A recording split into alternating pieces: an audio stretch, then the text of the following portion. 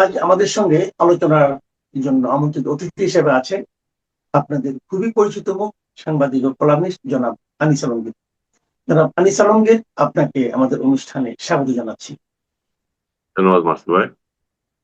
জনাব আনিস আলমগীর, এটা খুবই আলোচিত বিষয়। আপনার জন্য দুঃখের কিনা জানি না যে আপনার প্রিয় বদ্দা, যাকে আপনি বদ্দা ডাকতেন, ডক্টর ইউনূসের শেষ পর্যন্ত প্রেসিডেন্ট হওয়া হলো না। ওনার ভক্তকুলকে হতাশ করে বিএনপি মির্জা ফখরুল ইসলাম আলমগীরকে মনোনয়ন দিয়েছেন।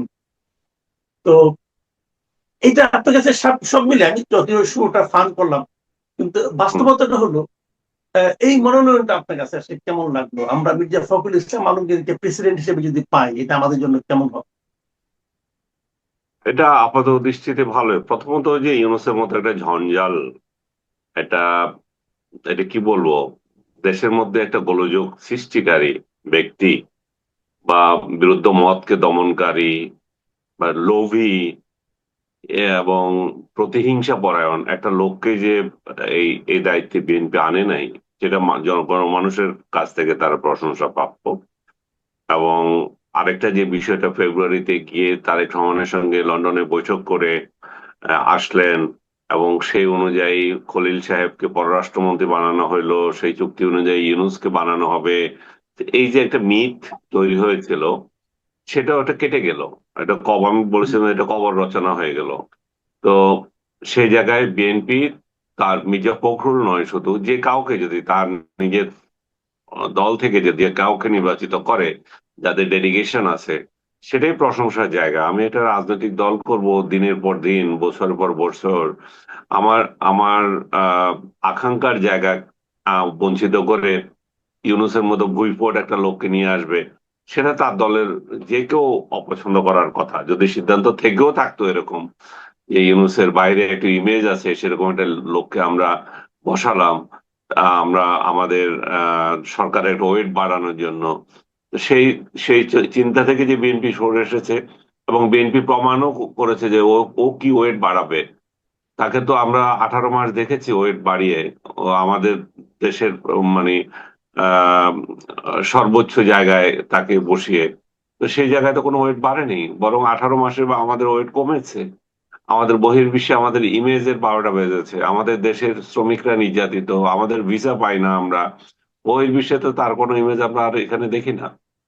তো সেই জায়গাটাতে যদি বিএনপি তার সন্তান, তার নিজের একজন পরীক্ষিত নেতাকে এখানে সিলেক্ট করেছে, এবং সেই নেতা এমন নেতা যে দীর্ঘদিন তারেক রহমান এবং বেগম খালেদা জিয়ার অনুপস্থিতিতে বা উপস্থিতিতে দলের হাল ধরেছেন, দলকে টিকিয়ে রেখেছেন। নেতা কর্মী পর্যায়ে তার অনেক নিবিড় সম্পর্ক আছে।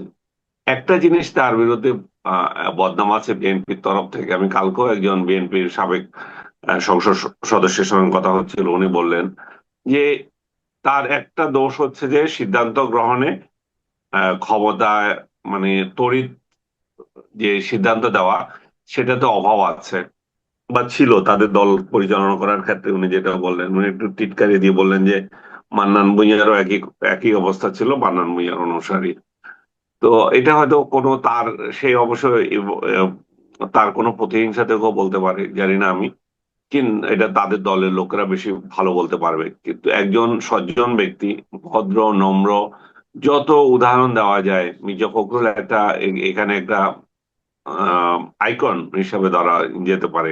রাজনীতিতে নম্রতা, ভদ্রতা যে জিনিসগুলো আছে, সেই জায়গায় মির্জা ফখরুলের কোনো অভাব নাই। কোনোদিন কাউকে, কোনো তার শত্রুও তাকে বলে নাই যে এ লোক মানুষের সাথে সম্পর্ক খারাপ, ওই এই লোকের কথাবার্তা ভালো না, বা সেটা তার বিরোধী দল যেমন তাকে এই সার্টিফিকেট দেয়, তেমনি সরকারি দলও দেয়। তো এটা আমি মনে করি যে একটা ভালো ডিসিশন। অনেকের মত, আমারও নিজেরও মত ছিল এখানে যদি আরো যারা ক্যান্ডিডেট ছিল, তারাও যে খুব আহ মানে ওনার থেকে যে কম যোগ্যতা ছিল তা না। বিএনপিতে একাধিক যোগ্যতা সম্পন্ন ব্যক্তি আছেন যারা প্রধান রাষ্ট্রপতি হওয়ার মতো ছিলেন। সেই জায়গায় বিএনপি যাকে চয়েস করছে তিনিও ভালো ভালো মানুষ, আচ্ছা, ভালো লোক, এখানে আরেকটা মানুষের পছন্দ। প্রশ্ন এখানে আরেকটা প্রশ্ন কিন্তু এসেই যাচ্ছে, সেটা হলো গিয়ে যে মির্জা ফখরুল ইসলাম আলমগীর যদি প্রেসিডেন্ট হন, এবং হবেন আর ধারণা করা যায়, কারণ হ্যাঁ, আমাদের ভোটের যে বিপুল ব্যবধান, তাহলে একসঙ্গে কিন্তু তিনটা পদ খালি হচ্ছে। প্রথমত দলের সেক্রেটারি পদটা খালি হচ্ছে, মহাসচিব পদটা, সেখানে কে আসবে, এটা যেমন একটা প্রশ্ন। আরেকটা প্রশ্ন হলো যে স্থানীয় সরকার মন্ত্রণালয়ের মন্ত্রী ছিলেন তিনি, সেই পদটাও খালি হচ্ছে। পাশাপাশি ওনার এলাকায় উনি একজন এমপি ছিলেন, সেই এলাকার এমপি পদটাও কিন্তু খালি হচ্ছে। তিনটা পদ কিন্তু একসঙ্গে একটা শূন্যতা তৈরি হচ্ছে। এই তিনটা পদে কিন্তু বিএনপিকে পূরণ করতে হবে, এবং এটা নিয়েও নানা আলোচনা কিন্তু চলছে। আমার ধারণা সেই আলোচনাগুলো আপনিও জানেন। তো এটা নিয়ে আপনি কি বলবেন, যে কিভাবে কি হলে, কি আলোচনা শুনছেন, অথবা আপনি কি ভাবছেন, কিভাবে হলে আমাদের জন্য ভালো হয়, দেশের জন্য ভালো হয়? প্রথমে আসি, উনি তো মহাসচিব, সেই পোস্টটা নিয়ে। মহাসচিব পোস্ট বিএনপি কাকে দেবে আমি জানি না। তো দুইজনের নাম আমি শুনতে পাচ্ছি, সালাউদ্দিন আহমেদ এবং রিজভী আহমেদের কথা। দুইজনেরই ডেডিকেশন আছে। এখন বিএনপি ভালো বুঝবে যে তার নেতা কর্মীদের সঙ্গে কার সম্পর্ক সবচেয়ে নিবিড়। এবং আরেকটা জিনিস হচ্ছে, সম্পর্ক শুধু নিবিড় হলে হবে না, আহ সিদ্ধান্ত গ্রহণের ক্ষমতা, যেটা বলছিলাম, তড়িৎ চিন্তা করা, দলকে রিপ্রেজেন্ট করা, দেশে এবং বিদেশে, দেশি এবং বিদেশি সবার সামনে এই যোগ্যতা সম্পন্ন একটা ব্যক্তি তাদের দরকার। ক্যারিসম্যাটিক হতে হবে তাকে, যাকে দেওয়া হয়। আমার এই এই ক্ষেত্রে আমার কাছে ডেডিকেশনের দিক থেকে দুইজনকে সমান মনে হয়। ডেডিকেশন কারো কম নেই। কিন্তু সার্বিক পর্যালোচনায় যদি আপনি ইমেজ প্রশ্নে যদি বলেন যে যেটা অন্য দলকে কাউন্টার করার, সেসব দিক থেকে আমার মনে হচ্ছে সালাউদ্দিন আহমেদ অনেক এগিয়ে। এবং উনাকে যদি আবার এখানে ভাইস ইয়েটা আছে, সংসদ উপনেতার বিষয় আছে, এবং সংসদে তো উপনেতার ভূমিকা উনি পালন করছেন অলরেডি, আনুষ্ঠানিকতা হয়তো নাই। তো আমার মনে হয় সালাউদ্দিন আহমেদকে আহ, মহাসচিব এবং সংসদ উপনেতা প্লাস আপনার এলজিইডি মিনিস্ট্রি, এই তিনটা যদি দেওয়া হয়, তাহলে একটা ভাইব্রেন্ট জায়গা এখানে তৈরি হয়। আর সেটা অন্য তারা নিজেরাই বুঝবে।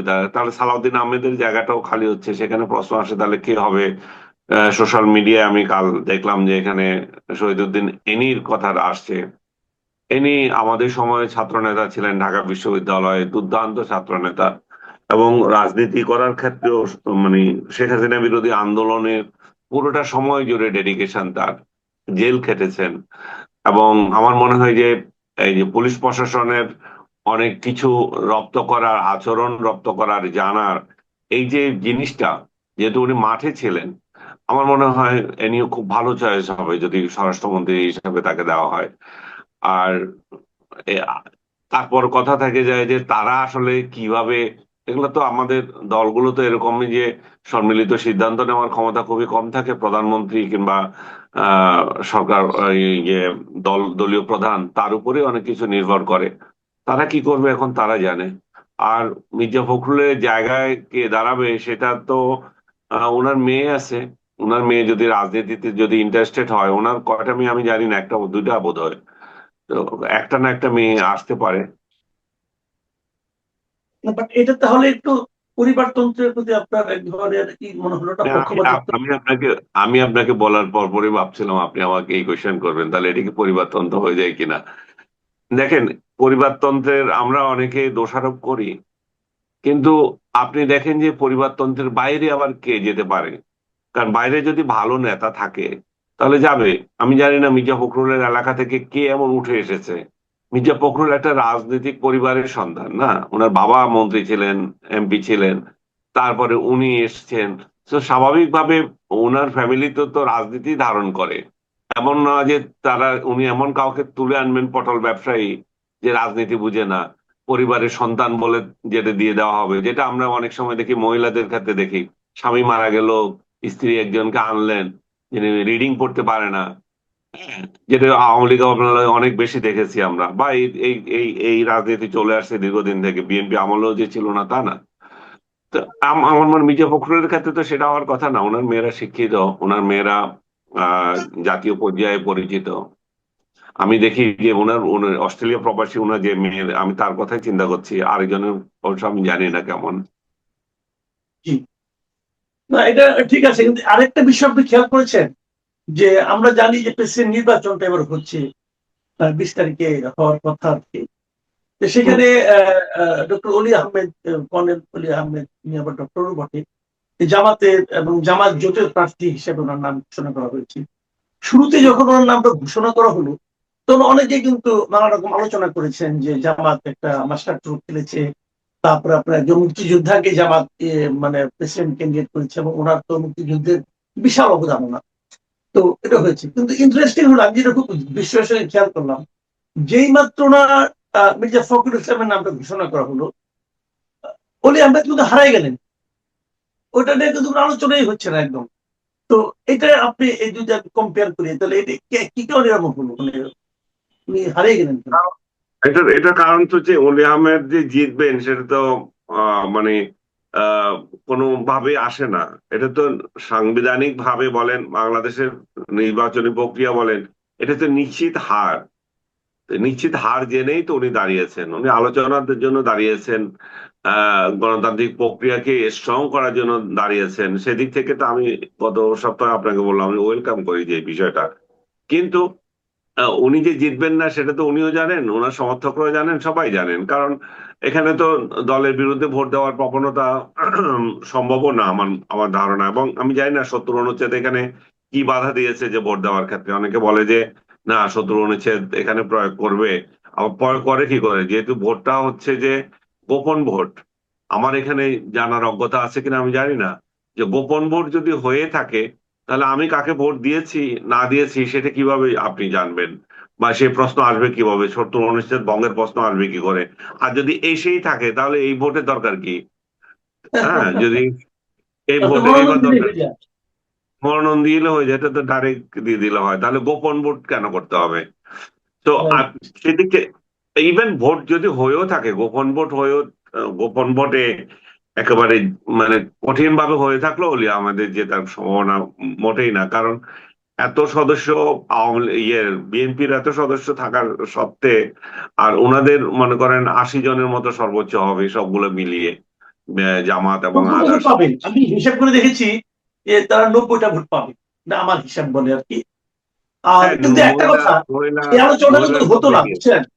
এই হুম? আলোচনাটা এত দূর আসতো না যদি না মানে সংসদের চিফ হুইপ, বিএনপি হ্যাঁ, দলীয় যে chief whip আছে, উনি যদি ওই কথা না বলতেন যে ভোট বিপক্ষে ভোট দিলে সংসদ সদস্য পদ থাকবে না, এই কথা বলাতেই মনে হয় একটা মানে একটা বিতর্কটা তৈরি আপনি হয়েছিল। আপনি ঠিকই বলেছেন। আমি ওনাকে এটা কোশ্চেন করেছিলাম, তাহলে কি আপনি চিন্তা করছেন যে এই হুম। এই যে সংসদ নির্বাচন যেটা অনুষ্ঠিত হতে যাচ্ছে সেখানে ভোট কেনার সম্ভাবনা আছে? জামাতের বিরুদ্ধে হুম। অভিযোগ যে জামাত সংসদ নির্বাচনের সময় ভোট কিনেছিল, তাহলে এখন রাষ্ট্রপতি নির্বাচনেও কি ভোট কিনবে নাকি? তো ভোট কেনার প্রশ্ন যদি না থাকে, তাহলে এই আশঙ্কা কেন? তো উনি কি জবাব দিলেন? না, উনি তো কোনো জবাব নাই। উনি তো এই নিয়ে কোনো সাংবাদিকদের কিছু বলছেন না, আমি তো মনে নাই। আমি ফেসবুকে লিখেছিলাম ওনার ছবি টবি দিয়া। আচ্ছা আচ্ছা আচ্ছা, বুঝলাম। তাই আমার মনে হয় যে এটাই কারণ, এই যে উনি এই জন্য হয়তো বলছেন। আমার মনে হয় ওনার বলাটা আমার কাছে ভালো লাগেনি আর কি, যে এই প্রশ্নটা উনি এই ধরনের হুমকিটা উনি কেন দিলেন, এটা আসলে আমি বুঝতে পারি। যাই হোক, আমরা আসলে আজকে আলোচনাটা এই প্রেসিডেন্ট নির্বাচন নিয়ে সীমাবদ্ধ রাখতাম, যদিও আমরা জানি যে আমাদের দেশের প্রেসিডেন্টের হাতে কোনো ক্ষমতাই নেই, কিন্তু আমরা এটাও জানি যে সংবিধান সংশোধন হতে যাচ্ছে, হয়তো প্রেসিডেন্টের ক্ষমতা একটু বাড়ানো হবে। তো প্রেসিডেন্টের ক্ষমতা নিয়ে আপনার কোনো বক্তব্য থাকতে বলেন, এটা বলে আমরা আলোচনা শেষ করুন। সংবিধান সংশোধনী যে বিষয়টা আছে সেখানে তো উপরাষ্ট্রপতির কথাও বলা হয়েছে। আপনি দেখবেন এই যে চারজন এই দলগুলো যে জুলাই সনদ করছে সেখানে উপরাষ্ট্রপতিও আছে। আমি জানি না, যেখানে রাষ্ট্রপতিরই কোনো মানে ওই ধরনের কোনো অ্যাক্টিভিটিস নাই, সেখানে আমার উপরাষ্ট্রপতির কি প্রয়োজন দেখা দিল? আর আহ, সেই এবং সংসদ উপনেতা হওয়ার বিধান আছে, কিন্তু সেই উপনেতা নাই। এই এই সমস্ত বিষয়গুলো আমাকে ইয়ে করে। আপনি জনগণের কথা যদি আমরা আজকে আলোচনায় আসতে চাই, আমার তো মনে হয় যে বিদ্যুৎ, গ্যাসের যে বিষয়টা সেটা আপনার একটু বলা উচিত। কারণ বিদ্যুৎ এবং গ্যাসের যে পরিস্থিতি সৃষ্টি হয়েছে সেটা আজকে আমি পত্রিকায় দেখলাম, সমকালের একটা রিপোর্ট দেখলাম। সেখানে বলা হচ্ছে যে গত 2 বছরের তুলনায় 18 18 গুণ বেশি আপনার লোডশেডিং হচ্ছে। এবং গত 5 বছরের তুলনায় যদি প্রমাণ করা হয় তাহলে 49 পয়েন্ট সামথিং, মানে অর্ধেক পরিমাণ বেশি লোডশেডিং হচ্ছে। তো দেশে যদি এই পরিস্থিতি থাকে তাহলে মানুষের ব্যবসা বাণিজ্য কিভাবে চলবে? হেভি ইন্ডাস্ট্রিজ গুলো যেগুলো আছে সেগুলো অনেকটা বন্ধ হয়ে যাওয়ার উপক্রম। কোনো কোনো মানে গত 3 সপ্তাহ ধরে যে গ্যাসের সংকট দেখা দিয়েছে, বাসা বাড়িতে তো আছেই, তারপরে এই যে হেভি ইন্ডাস্ট্রিজ গুলোতে যে পরিস্থিতি তৈরি হয়েছে তাদের উৎপাদন ব্যাহত হয়েছে, বিশেষ করে সিরামিক, স্টিল এবং আদার্স যে সমস্ত ইন্ডাস্ট্রিজ আছে যেখানে গ্যাস ছাড়া উপায় নাই, এখানে হয় না। তো আমার মনে হয় যে সরকার এটা কিভাবে ওভারকাম করবে, এটা এটা নিয়ে খুব জরুরি ভাবে ভাবা উচিত। কারণ এই জি। সরকার ক্ষমতা আসার ফলেই জ্বালানি সংকট যেভাবে তৈরি হয়, এটাও আরেকটা বিষয়। এবং এই ধরনের কার্যক্রমের মাধ্যমে জ্বালানি খাতকে বেসরকারি খাতে তুলে দেওয়ার কোনো পরিকল্পনা আছে কিনা সরকারের, সেগুলো কিন্তু নানা প্রশ্ন দেখা দিচ্ছে। তো আমি মনে হয় যে সরকারের জোরালো ভাবে একটা, মানে এই যে স্কুল, আপনার দোকানপাট এতটা থেকে এতটাই চলবে, এগুলা বলে, এগুলো করে কি কতটুকু আপনি কভার করতে পারবেন? আর এদিকে আপনার প্রায় 50 লাখের মতো অটো রিক্সা অমুক তমুক যেগুলা রাস্তায় ছেড়ে দিয়ে দিচ্ছে, এগুলা নিয়ে প্রশ্ন আসছে ওরা বিদ্যুৎ খাতের কি সমস্যা তৈরি করতেছে। আমার মনে হয় বিদ্যুৎ সেক্টর সরকার এই মুহূর্তে সবচেয়ে বেশি জরুরি। এই এই মুহূর্তে জি। এটাকে মাথা কামানো উচিত। এবং রুমিন ফারহানা ওই দিন যে বলছিলেন যে 2006 থেকে না, 2006 না, না, মানে 2006 থেকে যে ইয়েটা 2001 থেকে 6 যে জি। বিএনপির যে ক্ষমতা ছিল, ওই সময় তো উনি বিদ্যুৎ মন্ত্রী ছিলেন ক্ষমতায়। সেই জি। সময়ও বিদ্যুতের সিরিয়াস ক্রাইসিস বিএনপির ঘাড়ে পড়েছিল। এই সময়ও এই এই মন্ত্রী ক্ষমতায় আছেন। তাহলে এখানে মন্ত্রীর ক্ষমতায় কি কোনো দেখা দিচ্ছে এখানে? মানে কি বলবো, দক্ষতার অভাব দেখা দিয়েছে, না রাষ্ট্রেরই এখানে আহ, গাফেলতি ছিল এতদিন? গ্যাস উৎপাদনের ক্ষেত্রে, গ্যাস ফিল্ড তৈরি করার ক্ষেত্রে, বিকল্প জ্বালানি তৈরি করার ক্ষেত্রে, এবং একমুখী যে জ্বালানি ব্যবস্থা সেখান থেকে বের হয়ে ডাইভার্সিফিকেশন আনা, সেই জায়গায় পলিসিগত ব্যর্থতা ছিল কিনা, এবং থাকলে এখন কিভাবে এগুলো ওভারকাম করা যাবে এটাই ভাবতে হবে। দেশ যদি অন্ধকারে ডুবে যায়, ইন্ডাস্ট্রি না চলে, এমনিতে বেকারত্বে ভরে গেছে, তাহলে তো আমাদের আরো অবস্থা খারাপ হবে। জি। অনেক ধন্যবাদ। অনেক ধন্যবাদ জনাব আনিস আলমগীর। প্রিয় দর্শক, আপনারা নিশ্চয়ই খেয়াল করেছেন যে আমি আনিস আলমগীরের সঙ্গে যখন আলোচনাটা শুরু করি, আমরা প্রেসিডেন্ট নির্বাচন, এটা নিয়ে বিএনপির চিন্তা ভাবনা এবং প্রেসিডেন্ট নির্বাচিত হওয়ার পর অন্যান্য যে সাংগঠনিক যে পদক্ষেপগুলি বিএনপি জন্য নেওয়া জরুরি, সেগুলো নিয়ে আলোচনা করছিলাম। কিন্তু দেখেন, আনিস আলমগীর কিন্তু আলোচনা শেষ করার আগে নিজের থেকে বিদ্যুৎ প্রসঙ্গটা নিয়ে আসলেন। কেন আনলেন? এটি হলো এই দেশের বাস্তবতা। আপনি এই দেশে আজকে যে কোনো নাগরিকের সঙ্গে সংকট নিয়ে নতুন করে বলার কিছু নেই। আপনারা সবাই বিদ্যুতের ভোগান্তির শিকার হচ্ছেন, বিদ্যুৎ পাচ্ছেন না, যখন তখন বিদ্যুৎ চলে যাচ্ছে, এবং তার উপর গোদের উপর বিষ ফোঁড়ার মতো বিদ্যুতের বাড়তি বিল হচ্ছে। এটা নিয়ে গতকালকে আমি আলোচনা করেছি এবং আমার মতো করে কথা বলেছি। সব কথা বলা হয়তো সম্ভব হয় নাই, কিছু জায়গায় বাকি ছিল, কিন্তু সেটাও বড় কথা নয়। কেউ কেউ আমাকে বলেছেন যে আপনি তো কেবল সমালোচনা করেন, কোনো পরামর্শ তো দিচ্ছেন না, কী করতে হবে সেটা তো বলছেন না। দেখুন, আমি একটা কথা বলি, বলতে অনেকেই পারে। আপনি আজকে বলেন একটা কথা, আমি একটা কথা বলি, একটা পরামর্শ দিই, তখন আবার বলবে কি লোকে জানেন, ওই বড় বড় কথা বসে বসে বলাই যায়, করে দেখান। তো আমি করে দেখাবো কীভাবে? আমি তো করে দেখাতে পারবো না। যারা করবেন তারাই করবেন। আমরা বলতে পারি। আমরা বেসিক্যালি যে কাজটা আমি যেটা করি সেটা হলো গিয়ে সমস্যাটা কোথায় আমি দেখি সেটা আমি আইডেন্টিফাই করি, সমাধান করার দায়িত্ব আপনাদের। তারপরও সাধারণ মানুষ হিসেবে আমাদের কিছু কিন্তু পরামর্শ আছে। আজকে সেরকম দু একটা প্রসঙ্গ নিয়ে আমি একটু কথা বলতে চাই। তার আগে আমি বলে নিই, আজকে আমাদের বিদ্যুৎ মন্ত্রী যিনি আছেন ইকবাল হাসান মাহমুদ টুকু, তার একটা অবস্থান আমার কাছে পছন্দ হয়েছে। সেটা কী অবস্থান? ওনার অসহায়ত্ব, উনি যে অসহায় হয়েছেন এটা উনি আজ প্রকাশ করেছেন। আজকে এই সিপিডির একটা অনুষ্ঠান ছিল যে বাংলাদেশে জ্বালানি সংকট মোকাবেলা তাৎক্ষণিক অগ্রাধিকার এবং টেকসই জ্বালানি ভবিষ্যতের পথ এই শিরোনামে তার একটা আলোচনা সভায় উনি অংশ নিয়েছিলেন ভার্চুয়ালি, সরাসরি জাননি, ভার্চুয়ালি নিয়েছেন। এবং ভার্চুয়ালি অংশ নিয়ে তিনি কি বলেছেন সেটা আপনাদেরকে আমি একটু বলতে চাই। তিনি বলেছেন যে ওই যে একটা ভাসমান এলএনজি টার্মিনাল যেটা আছে সেটা নাকি নষ্ট হয়ে গেছে, মেরামত করা হচ্ছে, সেটা মেরামত না হওয়া পর্যন্ত অপেক্ষা করা ছাড়া আর কোনো উপায় নেই। এটা ওনার সরাসরি আত্মসমর্পণ যে আমার ভাই কিছু করার নাই, ওটা মেরামত করতে হবে, সে পর্যন্ত আমাকে অপেক্ষা করতে হবে। আরেকটা কথা বলেছেন, আর এ পর্যন্ত কী করতে হবে, আপাতত লোডশেডিং ব্যবস্থাপনা করতে হবে। মানে আমার যে বিদ্যুৎ কম আছে, প্রায় 3000 মেগাওয়াট বিদ্যুৎ আসলে প্রতিদিন ঘাটতি হচ্ছে।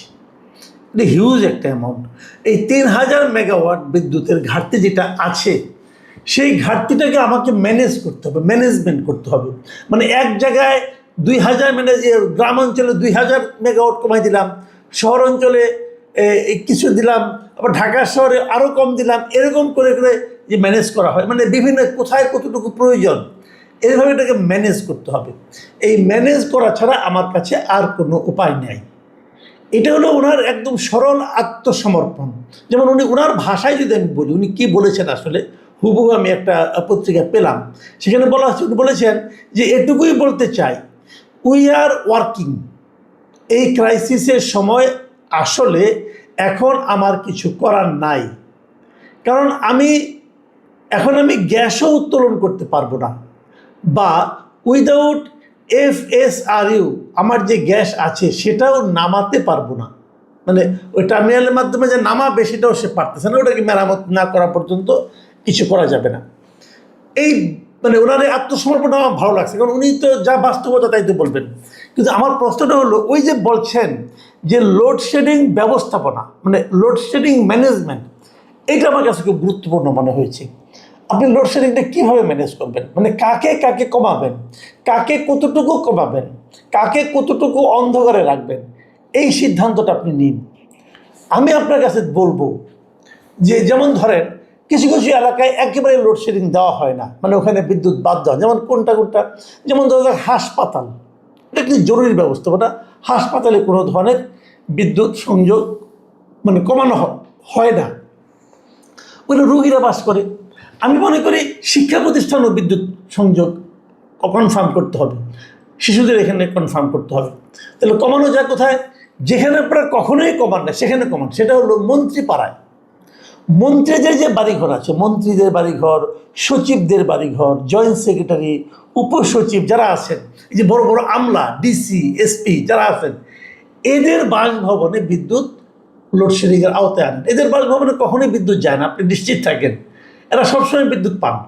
কিন্তু ওনাদের বাসভবনে লোডশেডিং দিতে হবে, এটা হলো আমার দাবি। কতটুকু দিতে হবে, কৃষকের ঘরে যতটুকু আপনি লোডশেডিং দিচ্ছেন ঠিক ততটুকু লোডশেডিং এখানেও দিতে হবে। কৃষককে যদি আপনি 8 ঘন্টা বিদ্যুৎ না দেন, তাহলে সচিবকেও 8 ঘন্টা বিদ্যুৎ দিবেন না। এটা সিম্পল হিসাব। তাদের বলবেন আমি সচিবের প্রতি এত গোসা করো না, গোসা না। এটা হলো সমব্যথী হওয়ার সুযোগ দেওয়া। ওনারা তো বুঝবেন না কৃষকরা কত কষ্টে থাকে। কৃষকের সমান লোডশেডিং এখানে দেন, ওনাদের কোনো সমস্যা হবে না, কারণ ওনাদের টাকা আছে, ওনারা বিকল্প ব্যবস্থা করতে পারবেন। বিকল্প ব্যবস্থা করুন, আইপিএস কিনুন, আইপিএস চালান, অসুবিধা নেই তো কোনো।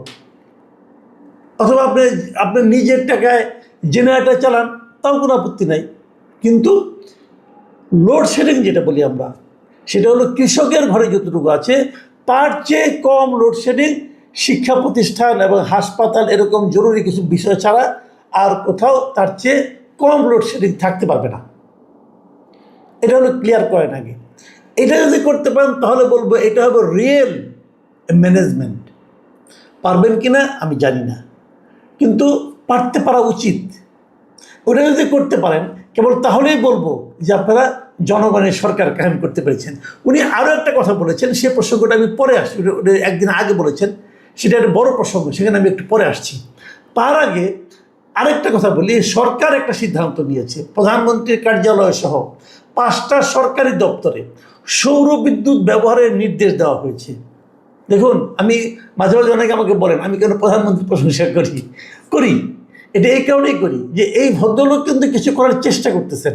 উনি কি করেছেন, ওনার নিজের কার্যালয় তার সঙ্গে উনি যুক্ত করেছেন বঙ্গভবন, মন্ত্রিপরিষদ বিভাগ, তারপরে প্রধানমন্ত্রী কার্যালয় তো আছেই, পরিকল্পনা কমিশন, অর্থ বিভাগের দাপ্তরিক কাজে যত বিদ্যুৎ ব্যবহার হয় তার সিংহভাগ সৌর বিদ্যুৎ ব্যবহার করতে হবে।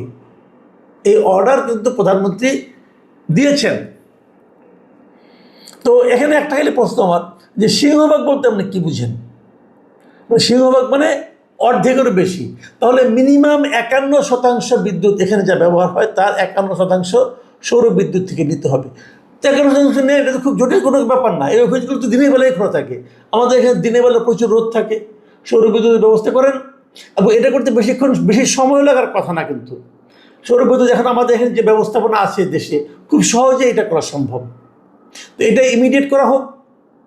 এবং এটা আমি তো মনে করি এটা করার জন্য কোনো একটা বিভাগকে যারা যারা আছে তাদেরকে আপনি 3 দিনের সময়সীমা বেঁধে দেন, যে 3 দিনের মধ্যে এটা ইমপ্লিমেন্ট করতে হবে।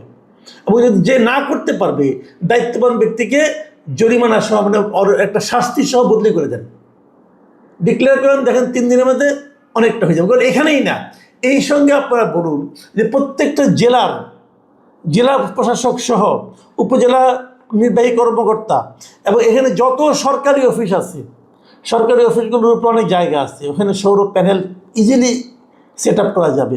এই সব জায়গায় সৌর বিদ্যুৎ চালু করতে হবে। অর্ডার দিয়ে দেন, 3 দিনের মধ্যে দেখবেন অনেকটা কিন্তু লোড ম্যানেজমেন্ট হয়ে যাবে। কারণ আমরা এলএনজিটা নামাতে পারছি না আমাদের টার্মিনালের কারণে, যখন নামবে তখনও কিন্তু বিদ্যুৎটা কিন্তু ক্রাইসিস থেকেই যাবে। কাজে এটা কিন্তু আপনাদেরকে এখন ইমিডিয়েট করতে হবে। প্রধানমন্ত্রী অনেক সিদ্ধান্ত দিচ্ছেন, বাস্তবায়ন তো করতে হবে। বাস্তবায়ন করে দেখান আপনারা চান। আরেকটা কথা বলি, সেই জিনিসটা হলো আমাদের এই জ্বালানি মন্ত্রী একটা কথা বলেছেন, বিদ্যুৎ মন্ত্রী, সেটা একদিন আগে বলেছিলেন যে ব্যাটারি অটো রিক্সা চার্জের কারণে মধ্যরাতে বিদ্যুৎ সংকট অস্বাভাবিক বাড়ছে। এটা একদম একটা মানে জেনুইন কথা। আপনার যে কোনো শহরে, জেলা শহরে, উপজেলা শহরে, রাজধানী শহরে যেখানে আপনি যাবেন দেখবেন পথ যেটা আছে, রাস্তা যেটা আছে শহরের মধ্যে ব্যাটারি চালিত রিক্সায় ভরে গেছে। তো এই ব্যাটারি চালিত প্রতিটা রিক্সার কিন্তু ব্যাটারিকে চার্জ করতে হয়, রাতের বেলায় চার্জ করে। এবং দেখা গেছে যে একটাই ব্যাটারি এটাকে চার্জ করতে প্রায় 90 টাকার মতো লাগে। আমি যতটুকু শুনেছি, সত্য মিথ্যা আমি বলতে পারবো না। তাই যদি হয়, তো এই যে এত বিদ্যুৎ ব্যাটারিগুলো সারা চার্জ হতে থাকে, এই সময় কিন্তু বিদ্যুতের একদম পিক আওয়ার, মানুষ কষ্ট থাকে এই বিদ্যুতের কারণে। তো এই বিদ্যুৎগুলিকে থামাতে হবে। আপনি থামাবেন কীভাবে?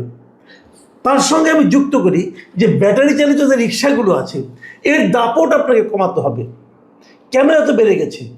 পৃথিবীতে মনে হয় একমাত্র দেশ বাংলাদেশ, যে দেশের রাজধানী শহরে সবচেয়ে বেশি যে যানবাহনটা চলে, যে যানটা চলে, সেই যানের কোনো রেজিস্ট্রেশন নাই। আমাদের সরকার বলতে পারবে না যে দেশে কতগুলি ব্যাটারি চালিত রিক্সা চলে। কেন বলতে পারবে না? সরকারের কি সে ধরনের বিভাগ নাই? আছে, তারা কাজ করে না কেন? একটা বেসিক পয়েন্ট কিন্তু, ঢাকা শহরে কত ব্যাটারি চালিত রিক্সা আছে তার কারো কাছে কোনো হিসাব নাই, কোনো রেজিস্ট্রেশন দেওয়া হয় না। প্রতিদিন যার ইচ্ছা হচ্ছে একটা করে ব্যাটারি চালিত রিক্সা রাস্তায় নামিয়ে দিচ্ছে, কেউ জিজ্ঞাসা করে না, কেউ থামায় না। এই যে বিষয়টা, এটা যতক্ষণ পর্যন্ত আপনি কনফার্ম করতে না পারবেন ততক্ষণ আইনে শাসন কায়েম করতে পারবেন বলেন? আমি সরাসরি প্রস্তাবটা দিচ্ছি, যেহেতু অনেকে বলেন প্রস্তাব দেয় না, প্রস্তাব দিচ্ছি, দেখি এরা সরকার ইমপ্লিমেন্ট করতে পারে কিনা। প্রথম কাজ, দেশের সমস্ত ব্যাটারি চালিত রিক্সার রেজিস্ট্রেশন নাম্বার আপনারা দেন। খুব সিম্পল কাজ কিন্তু। সিটি কর্পোরেশন হলে সিটি কর্পোরেশন দিবে, পৌরসভা হলে পৌরসভা দিবে, ইউনিয়ন পরিষদ হলে ইউনিয়ন পরিষদ দিবে। আপনারা বলেন রেজিস্ট্রেশন ছাড়া কেউ চলতে পারবে না। প্রত্যেকটা ব্যাটারি চালিত রিক্সায় একটা সিরিয়াল নাম্বার আপনারা দিয়ে দেন। সেই সিরিয়াল নাম্বার যে কে মালিক তার নাম থাকতে হবে, মালিকের এনআইডি নাম্বার, মোবাইল নাম্বার এবং মালিকের নাম, এই 3টা তথ্য প্রত্যেকটা রিক্সার পেছনে বড় বড় করে লেখা থাকতে হবে। মালিকের নাম, এনআইডি নাম্বার এবং মোবাইল নাম্বার থাকতে হবে প্রত্যেকের। ঠিক আছে? আচ্ছা, কেবল তাই না, এগুলি সহ আপনারা রেজিস্ট্রেশন দেবেন। রেজিস্ট্রেশনকে চার্জ দেন। প্রতিটা রিক্সার থেকে 10,000 টাকা রেজিস্ট্রেশন চার্জ নেন। এটা 10,000 টাকা দিয়ে আমি এটা রেজিস্ট্রেশন তোমাকে করতে হবে। তাহলে এই 10,000 টাকা কিন্তু সরকারের ঘরে আসবে, রাজস্ব আসবে। প্রতি মাসে একটা চার্জ নেন, প্রতি মাসে 1,000 টাকা নেন, খুব বেশি টাকা না, এটা 500 টাকা নেন আপনারা, এটাও কিন্তু সরকারের একটা ইনকাম হবে প্রতি মাসে। আচ্ছা, তার সঙ্গে যুক্ত হবে এইটা, এবং সেখানে যখন রেজিস্ট্রেশন আপনি দিবেন, সেখানে ওই মালিককে বলতে হবে যে তার এই রিক্সা সে কোন গ্যারেজে রাখে, গ্যারেজে ঠিকানা দিতে হবে। এবং ওই গ্যারেজ সিটি কর্পোরেশন কর্তৃপক্ষ যারা রেজিস্ট্রেশন দিবেন তারা যে চেক করবেন যে সেখানে এই গাড়িগুলোর ব্যাটারি চার্জ করার মতো প্লাগ পয়েন্ট আছে কিনা, মিটার আছে কিনা। এই মিটারটা আলাদা মিটার হতে হবে, বাড়ির মিটারে চলবে না। গ্যারেজের মিটার, মানে ব্যাটারি চালিত রিক্সার জন্য আলাদা একটা মিটার থাকতে হবে। তাহলে বিদ্যুৎটা চুরি করার কোনো সুযোগ থাকবে না। তারপরে যে কথা, রিক্সাগুলোকে 2 ভাগে ভাগ করেন, সমস্ত রিক্সাগুলিকে 2টা রং করে দেন, একটা লাল রং, একটা হলো সবুজ রং। সিম্পল। যদি 100টা রিক্সা থাকে তাহলে 50টা লাল রং, 50টা সবুজ রং। এবং বলে দেন যে যেদিন লাল রঙের রিক্সা রাস্তায় নামবে সেদিন সবুজ রঙের রিক্সা নামতে পারবে না। তার মানে যদি মাসের 1 তারিখে লাল রং নামে, 2 তারিখে সবুজ রং নামবে, 2 তারিখে লাল রঙের রিক্সা নামতে পারবে না। এতে সুবিধা যেটা হবে যে রাতারাতি রিক্সার সংখ্যা কিন্তু রাস্তায় অর্ধেক হয়ে যাবে, এবং যেদিন থেকে লাল রঙের রিক্সা না নামবে ওই দিন তার তো চার্জ করার দরকার পড়বে না। আপনি কিন্তু বিদ্যুতের উপর চাপটা কমে গেল। আর এইগুলো যেহেতু রিক্সা ব্যাটারি চালিত, মানে এটা যন্ত্রের মতোই, তো এই রিক্সা যারা চালাবে তাদেরও ট্রেনিং লাগবে এবং লাইসেন্স লাগবে। এই ব্যবস্থাটা করে দেন, আপনি দেখবেন যে রাতারাতি আপনি একটা সুফল পাবেন। কারণ আপনি তো রিক্সাগুলোকে ভেঙে ফেলতে পারবেন না, কিন্তু অনেক লোকের অনেক ইনভেস্টমেন্ট আছে, অনেক মধ্যবিত্ত এখানে ইনভেস্ট করেছে। কাজেই এগুলিকে আপনি একটা সিস্টেমের মধ্যে নিয়ে আসেন। সুশাসন এটাকে বলে যে যত সমস্যাগুলি আছে সমস্যাগুলিকে আপনি একটা নিয়মের মধ্যে নিয়ে আসেন, তাহলেই কিন্তু আপনি ধরতে পারবেন, নাহলে ধরতে পারবেন না ভাই। তাহলে এরকমভাবেই চলবে, চিৎকার চেঁচামেচি হবে, মানুষের ভোগান্তি হবে, মন্ত্রী 2 হাত তুলে বলবে আমার কিছু করার নাই। মন্ত্রীকে আমি প্রশংসা করলাম, কিন্তু তার সঙ্গে সঙ্গে এটাও বলছি, মন্ত্রী যদি 2 হাত তুলে দেওয়ার অর্থ হইল যে আপনি আসলে ব্যর্থ হয়ে গেছেন। এই ব্যর্থতা